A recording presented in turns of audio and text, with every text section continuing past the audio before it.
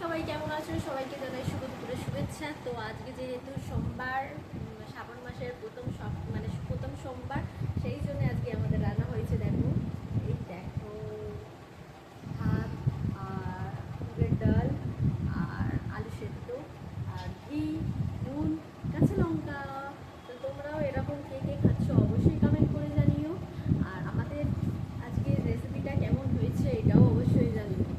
তো সবাই ভালো থেকো, সুস্থ থেকো। আর যারা যারা আমার পেজটা এখনো ইউটিউব চ্যানেলটা এখনো যারা সাবস্ক্রাইব করোনি অবশ্যই করে দাও একটু প্লিজ।